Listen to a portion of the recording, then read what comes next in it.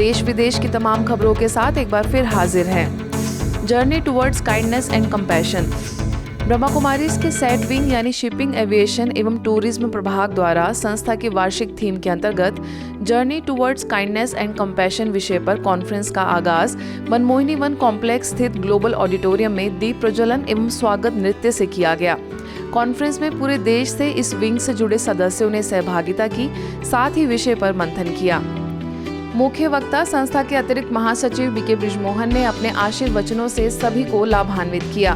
तो वहीं मुख्य अतिथियों के तौर पर एयर इंडिया के executive director doctor Harpreet Singh, Rajiv Gandhi national aviation university के एकेडमिक्स के हेड डॉक्टर जी.के. चौकियाल और DGCA में directorate general of civil aviation Manoj Kumar Goyal ने संस्था से जुड़ने के बाद के अपने अनुभव साझा किए। वर्तमान समय भी जब इतनी दुख की दुनिया है, उसमें भी आप आत्मा को आध्यात्मिक सशक्तिकरण करेंगे तो डेफिनेटली करुणा और दया आपके अंदर आएगी। पहले तो अपने लिए आनी चाहिए। हम कहते हैं फॉरगिव एंड फॉरगेट। मेडिटेशन के थ्रू जो आप वाइब्रेशन भेजते हो सभी को, और खास करके वो लोग जो आपको दुख पहुंचाते हैं उनको तो और भी भेजा करो। आप देखोगे पूरी रिलेशनशिप बढ़ जाती है। मेरे तो ऑफिस में जब कुछ लोग आते हैं जो टेंशन वाले देने वाले लोग आते हैं, मैं पहले उनको वाइब्रेशन देती हूँ। तो यहाँ आकर मुझे ऐसा लगता है ये इस आध्यात्मिक परिवेश में आकर आप बदल जाते हो। वैसे मेरे घर में भी थोड़ा सा आध्यात्मिक परिवेश है, लेकिन यहाँ आकर आप सभी को लगा होगा कि आप बदल जाते हो। यहाँ आकर आप महसूस करने लगते हो कि मैं आत्मा हूँ। कॉन्फ्रेंस के इनॉग्रल सेशन में प्रभाग की वाइस चेयरपर्सन बीके मीरा, प्रभाग की national coordinator BK Kamlesh, headquarter coordinator BK Santosh ने भी अपने विचार रखे। अगर हम दृढ़ संकल्प करते हैं तो जरूर हमें सफलता प्राप्त होती है। और जब हम मेडिटेशन करते हैं तो ये गुण, ये क्वालिटी, वे वैल्यू, ये हमें ऑटोमेटिकली प्राप्त होता है। Life is to do my self project. जो जीवन है कि मुझे पहले करना है, ये वो प्रोजेक्ट है, बाद में मुझे दूसरों से एक्सपेक्ट करना है।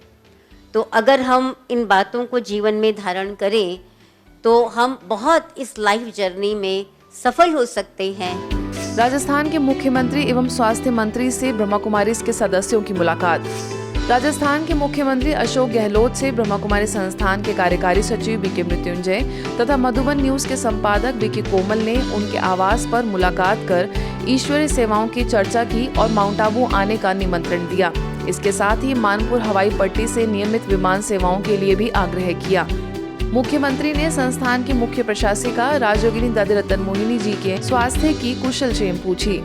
इसके साथ ही राजस्थान के स्वास्थ्य मंत्री प्रसादी लाल मीणा से उनके आवास पर बीके मृत्युंजय, मेडिकल प्रभाग के सचिव बीके डॉक्टर बनारसी लाल तथा बीके कोमल ने मुलाकात कर संस्थान के मेडिकल प्रभाग द्वारा पूरे राजस्थान सहित प्रदेश भर में की गई नशा मुक्ति सेवाओं के बारे में विस्तार से बताया। साथ ही प्रदेश में चलने वाले व्यसन मुक्ति अभियान के बारे में भी चर्चा की। इस दौरान राजापाक के राजयोग शिक्षिका बीके शानू भी उपस्थित थी। अगली खबर भी मनमोहिनी वन कॉम्प्लेक्स से है, जहां ऊर्जा विभाग और ब्रह्मा कुमारी संस्थान की ओर से उज्जवल भारत उज्जवल भविष्य बिजली महोत्सव आयोजित किया गया। इस कार्यक्रम में जालोर सिरोही सांसद देवजी भाई पटेल, आबू रोड विधायक जगसीराम कोली भी मौजूद रहे। अवसर पर विभिन्न स्कूलों के बच्चों ने नुक्कड़ नाटक और लोक नृत्य कलाकारों ने प्रस्तुतियों के माध्यम से देशभक्ति और बिजली बचाव का संदेश दिया। तो वहीं वीडियो में बताया गया कि सौर ऊर्जा के क्षेत्र में भारत ने 18% की वृद्धि की है। मैं सबसे निवेदन करूंगा, बिजली अगर हमें बचानी है और इस बिजली को समेट के रखना है, ये बिजली जो है हमारे घर में अच्छे से चले तो हमें पे हमारी भी जवाबदारी है, उसको भी हमें निरंतर आगे लेके जाना है। कार्यक्रम में district nodal officer Kanhaiyalal Meghwal, Abu road नपा अध्यक्ष मगनदास चारण, माउंट आबू SDM कनिष्क कटारिया सहित जिले भर के ऊर्जा विभाग के अधिकारी, कर्मचारी और नागरिक गण मौजूद रहे। शांतिवन बिजली विभाग के प्रभारी बीके सुधीर ने कहा कि ब्रह्मा कुमारीज में सोलार ऊर्जा का सदुपयोग करके समाज में एक उदाहरण पेश किया है। अपने जीवन में श्रेष्ठ कर्म करने के लिए, शक्ति प्राप्त करने के लिए हमें ईश्वर का ध्यान करना अति आवश्यक है।